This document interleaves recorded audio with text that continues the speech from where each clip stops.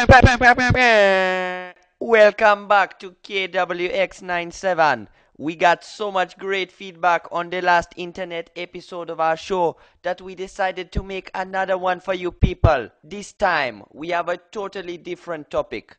Today we will be discussing a painting. So if you are in the car on the way home from work, you can find a picture on www.jamaicanundergroundfunk.com. Here you will also find a link to a brand new thing we are trying called a VoiceThread. This way we can show you pictures to help you get a clear mental image of what exactly we are talking about. Anyway, we have interviews, we have lessons, and we have all the funky hip-hop essence. Yes, I. So let's get started with one question. Who do I have sitting with me here at the table today? Well, my name is Jeremiah Jacobs. I'm sure some of y'all must be familiar with my voice. I was very excited to be part of the show tonight because the study of emotional expression that we often refer to as art history is actually one of my favorite pastimes. See, when I was growing up on my family's tobacco plantation down by the swamplands of Macon County,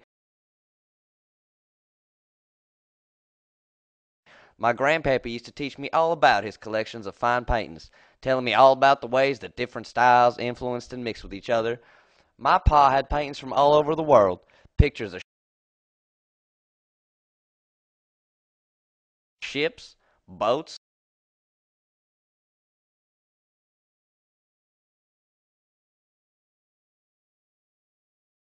ancient rulers,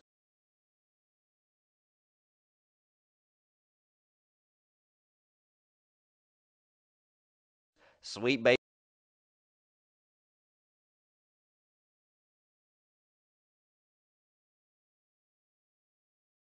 Jesus with his mama, and beautiful landscapes from all over the world.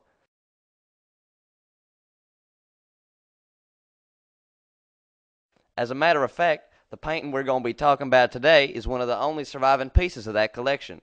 It's called Campagna di Roma, or in English, Roman Countryside. It was painted with oil on canvas in 1839 by a man named John Charles Joseph Remond. Wow, that's a very old one! Well, actually, as far as landscape paintings go, it'd probably be on the younger side of that spectrum. I could see that being true, but could you tell me, why did you pick this particular one? Is there something about it that is very special?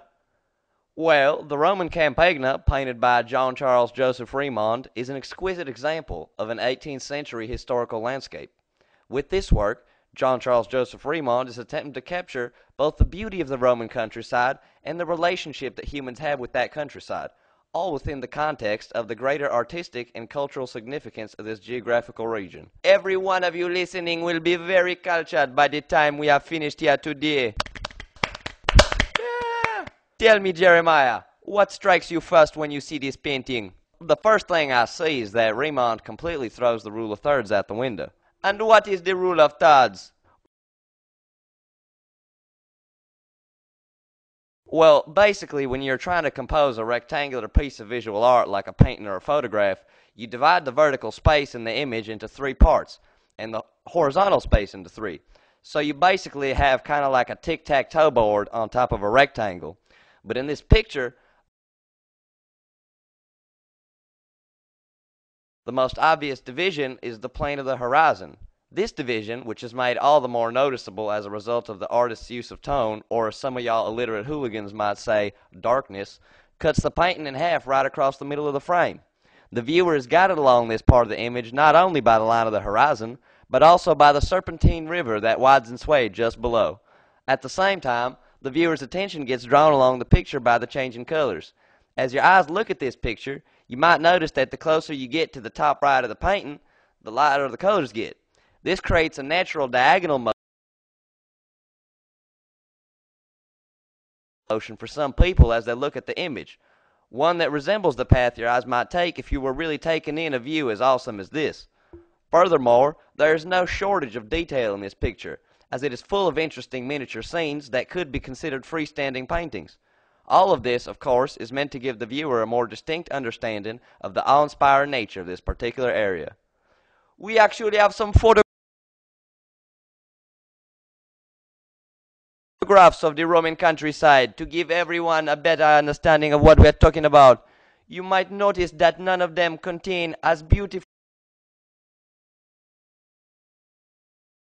of a view as this painting.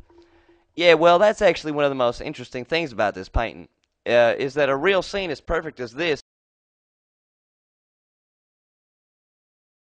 does not exist in reality. In fact,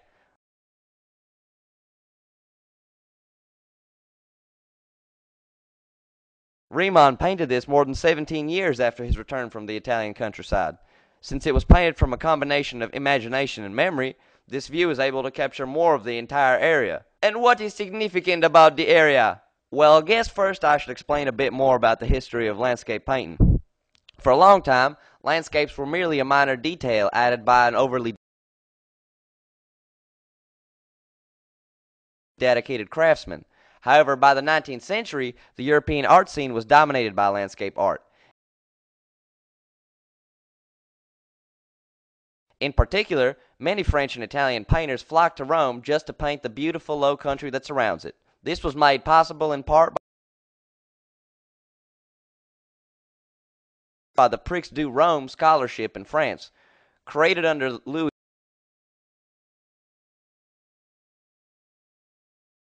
XIV. This award was given to highly qualified individuals who showed particularly promising talent.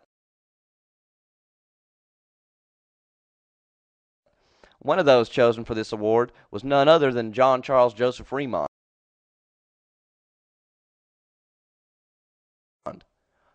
Here we can see a picture of the building that the award recipients were housed in.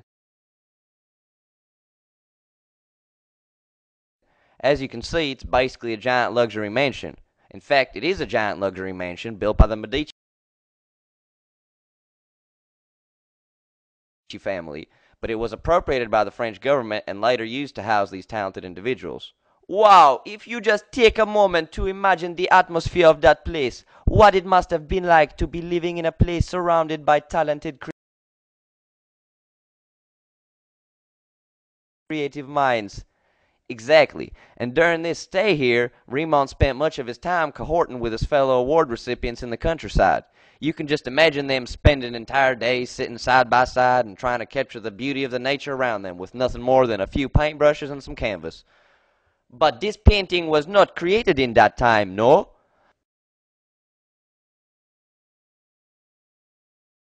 No, like I said before, this was painted years after Riemann stayed at the Villa Medici.